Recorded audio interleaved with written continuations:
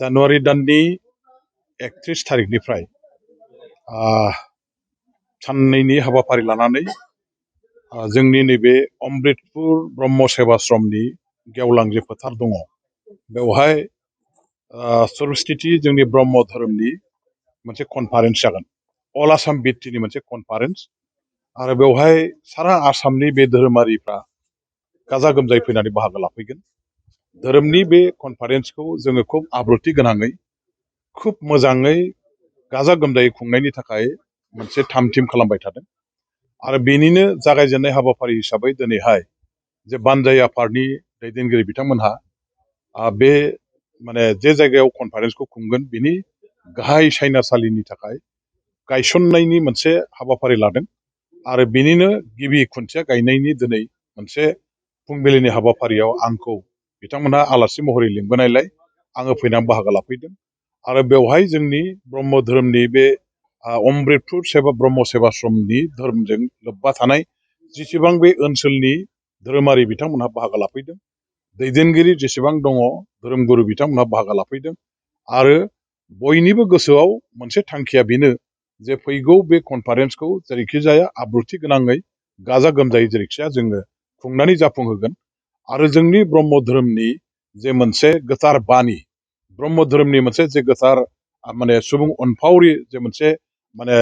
आदर्श फिलसफि बेखौ दुलाराय आसामाव गोसारहोनो थाखाय जोङो बे कनफारेन्सनि गेजेरजों माने नाजादों आरो बेवहाय मोनफ्रोमबो हारि माहारि मोनफ्रोमबो धोरोमारि आफादफोरनिफ्राय जाहाथे गोसो गोथारै गोसो गेबेङै बयबो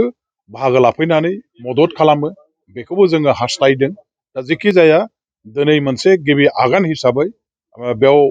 माने सायनासालि लुफुंनायनि नामाव जे खुन्थिया गायनाय हाबाफारि बेखौ जागायबाय। जोंनि आरसिनि गासैबो बिबानगिरि दैदेनगिरि बिथांमोनहा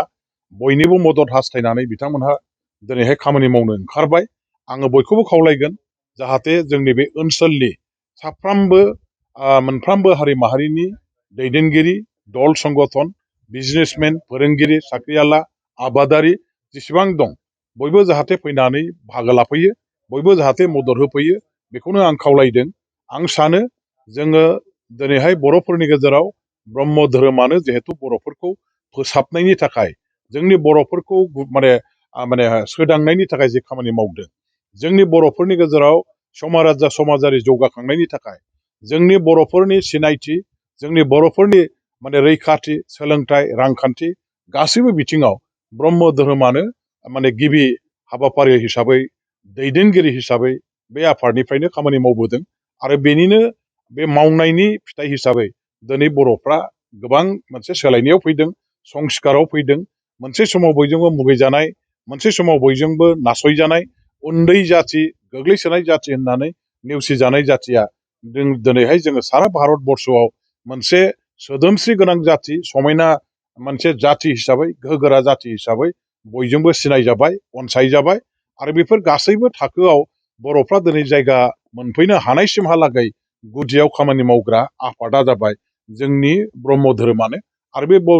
ब्रह्म धोरोमनि दारैनो जोंनि समाजाव, जोंनि जाथियाव संस्कारा फैदों आरो बे धोरोमखौ जों बेखायनो बयबो अनसायो, बयबो मोजां मोनो। आंबो ब्रह्म धोरोमनि सासे माने सिबियारि माने भक्त हिसाबै बे धोरोमखौ मोजां मोनो आरो बे धोरोमजों आङो सिथाबनानै दङ। मोनफ्रोमबो धोरोमखौ आंहा बिसास दं, फोथायनाय दं, गुबुन गुबुन धोरोमनि पक्षेबो आंहा अनसायनाय दं, मोजां मोननाय सिबिनाया दङ। अब्लाबो गावनि आंगो धोरोम हिसाबै आङो ब्रह्म धोरोमजों जिहेथु लोब्बा दं, गतिके बे धोरोमनि कनफारेन्सआव आंखौबो बेवहाय बानजाय आफादा चिफ पेट्रन हिसाबै बिथांमोनहा दोनदों। आङो नोजोर होगोन अरायबो बिथांमोननि खामानि मावनायाव माने हाजासे हेफाजाबखौ बोरैहाय माने खालामनो हायो बेनि थाखाय आंबो सासे बिबानगिरि हिसाबै, सासे भक्त हिसाबै बाहागो लाफानो थाखाय जेब्लाबो थियारि आरो बेबायदि मोनसे बिबानखौ लानानै आंबो खामानि मावलांगोन। बेनिनो गिबि हाबाफारि हिसाबै दिनैनि बे लाइ खुन्था गायनाय हाबाफारियाव आं बाहागो लाफैदों आरो बेवहाय बयखौबो लोगो मोननानै बयनिबो हेफाजाबजों जाफुंसार जानो हानायनि थाखाय गोसोआव गोजोननाय मोनदों। आं बयखौबो जोंनि धोरोम सिबियारि ब्रह्म धोरोमनि माने गुदि जायफोर धोरोमगुरु बिथांमोन दं, भक्त लोगोफोर दं, आं ओनसोलनि आइ आफा रायजो राजाफोर साफ्रोमखौबो आङो धन्यबाद होदों। बिटिसि ओनसोलाव ब्रह्म धोरोमजों कनफारेन्स खुंफुंनो लादों बेनि सोमोन्दै मा बुंनो? दिनै बे गोथार सानाव अमृतपुर ब्रह्म सेबाश्रमाव जानो गोनां फैगौ 117तम सरस्वती प्रसार संसदनि माघी पुर्णिमा तिथि आरो 18थि एनुवेल कनफारेन्स सरस्वती प्रसार संसद सेन्ट्रेलनि ब्रह्म धोरोम आरो golden jubilee celebration Gossaigaon district Saraswati प्रसार संसदनि जथुमाखौ नैबे अमृतपुर ब्रह्म सेबाश्रमनि जोंनि अमृतपुर ब्रह्म सेबाश्रम रेसिडेन्सियेल हाई स्कुलनि गेलेग्रा फोथाराव साननैनि हाबाफारि फैगौ 31 जानुवारि आरो 1 फेब्रुवारि दिनाव साननैनि हाबाफारिजों बेयाव जोङो ब्रह्म धोरोमनि गोबां आइडिय'लजि आरो शास्त्रनि सोमोन्दै जोङो भक्त बाबाफोरखौ जोङो बयखौबो हांख्रायदों जे फैगौ बे साननैयाव आसामनि दाब दाब जायगानिफ्राय जोङो दा माने 8,000निबो बारा भक्त बेवहाय जोंनाव नुजाफैगोन। बे भक्तफ्रा बे साननै हाबाफारियाव बयबो बाहागो लानानै मुलुग शान्ति मुलुग रैखा आरो शान्ति सम्प्रिति बयबो जाति जनगोष्ठी अनलायनायनि रादाब मेसेज जों सारा पृथिबि सारा दुनियाव जों हरनो नाजागोन। बेयाव उल' माल'यैनो जोङो बे साननै हाबाफारिखौ जोङो बेयाव खुंफुंगोन। बेनो जोंनि अमृतपुर ब्रह्म सेबाश्रमनि गासै खुंथाय आफादनि जोंनि दिनैनि सदबांसा जोङो ब्रह्म धोरोमनि जे आइडिय'लजि बे गुरुदेब कालिचरण ब्रह्मआ जोंनो 1905 मायथाइयाव बर'फोरनि गेजेराव होफैदों आरो बे आइडिय'लजिखौ लानानैनो दिनै बर'फ्रा दिनै बेसिम सौफैदों। बेवहाय बयबो जाति जनगोष्ठीफ्रा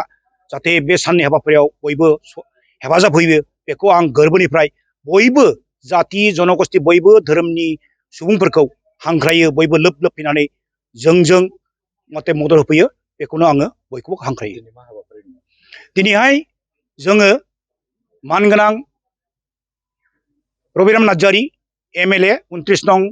क'क्राझार ST इस्टनि वेस्टनि MLA आरो EM एडुकेशन डिपार्टमेन्ट BTC क'क्राझारनि बिथाङा दिनैहाय जोंनि बे